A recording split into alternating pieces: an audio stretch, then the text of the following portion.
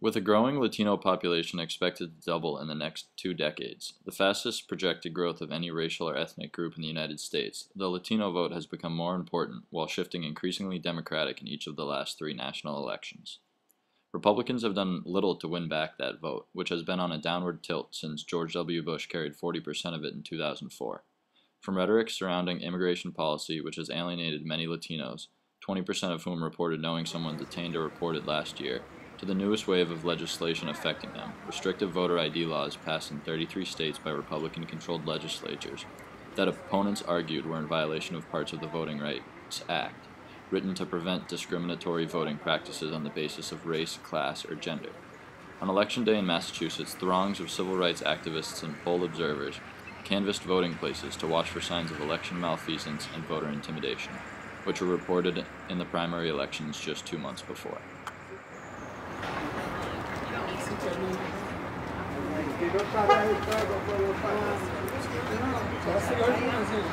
I was assisting a couple people, and I was being challenged because they were challenging like who I was, like why was I helping when they had the right to ask whoever to help.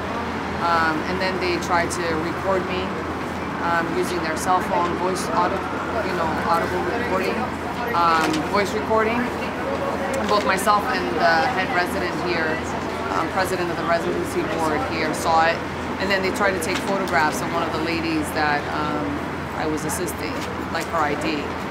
And then they were asking ID. They were like, when they shouldn't have, it was just very hostile. Like I was helping her fill out the inactive sheet, and just literally because I was sitting from like this side, literally it was like this length of a table from like this side to this side. She was like, oh, she's not supposed to be sitting there. So it was just to make it hostile, because most people would be like, oh, forget it, I'm leaving. So just kind of challenging, making things difficult, just not realizing that I never stated who I was, they didn't realize who I was, so I knew that my rights, so that was very simple. We were at the voting, and then we had poll watchers from the Republican Tea Party, and first of all, we have the right to vote. In Massachusetts, you don't need an ID. And then, she was taking like a pictures with her camera phone, and that's illegal. And she was telling people that you needed an ID to vote, and she was suppressing some of the people's vote. And I caught on to it, so I took it to her attention. There were 4 people that were turned around early when she came. I wasn't here, but then they came back and they told me that she said that they can vote for whatever reason, and come to find out they could vote. I'm here as a poll watcher and observer to make sure that all people who want to vote have an opportunity to do so. From the Massachusetts Voter Protection Coalition, there are hundreds of people across the state. From the ACLU, I don't know how many of those hundreds are from the ACLU, let's say dozens. The main things that are of concern are the fact that one of the automark vote counting machines is broken in this precinct, and so it's been broken for about 45 minutes. So we're just watching to make sure that the ballots are properly stored until such time as they can fix the vote counting machine, and that they have someone in here to fix it. So that's the biggest concern that we have so far today. Well, the ACLU and our coalition partners in the Voter Protection Coalition believe that the importance of the franchise, the right to vote, is fundamental to the functioning of a democracy. So the right to cast a ballot, to have it be a secret ballot, to have it be counted, is critical to the functioning of an effective democracy. The telephone number on my shirt is the hotline number, so that if someone feels as though they have been denied the right to vote, they can call the hotline, and there are lawyers on the other side who can advise them of their rights and also have the ability to report to the Secretary of State if there are voting irregularities. Initially that said election protection on the front, and we were informed by the Secretary of State earlier this week that we aren't allowed to use the words election protection because someone might confuse us with actual official poll workers.